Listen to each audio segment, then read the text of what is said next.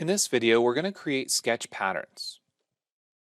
After completing this step, you'll be able to create a circular sketch pattern and create a rectangular sketch pattern. To get started, we want to make sure that we upload the design sketchpatterns.f3d to our data panel. We want to expand the sketches and we want to take a look at sketch 1. So we're going to right click and edit sketch 1.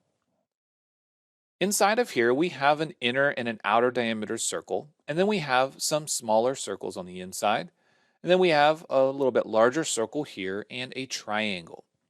What we want to take a look at is under the Create menu, we have two different types of patterns. We have a circular pattern and a rectangular pattern. We're going to first start with a circular pattern. The circular pattern will first need the objects that we wish to pattern. For example, this triangle or this circle.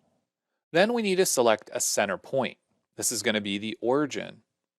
Then we can increase or decrease the number of elements that we wish to pattern.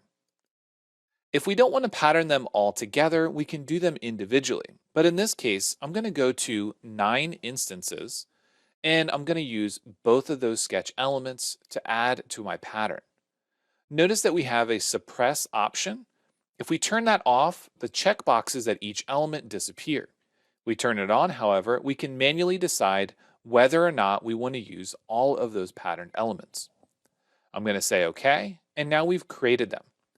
Notice at the center that there is a new icon that appears, and this is our circular pattern constraint as noted in the bottom right-hand corner. We can right-click on it, and we can edit the pattern if we need to. But for our purposes, we're going to leave it as is. The next thing that we want to do is we want to take a look at creating a rectangular pattern. The rectangular pattern is very similar in that we need to select an object. Notice on the screen that we have some manipulator arrows. We can begin to drag these out and drag them down to create the elements that we need. Notice in this case that we can define the directions based on the default X and Y, or we can manually select some other directions such as a linear reference. We can determine the distance based on the overall extent or the spacing between elements.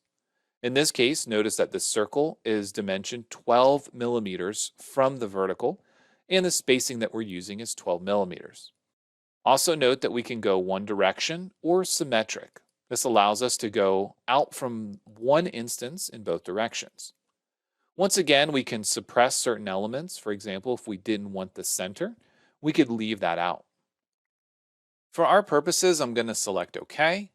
And now we've created a new pattern directly in the center of this by using that rectangular pattern option. I'm going to finish the sketch. Now each of these is a closed region that can be used for things like extrudes.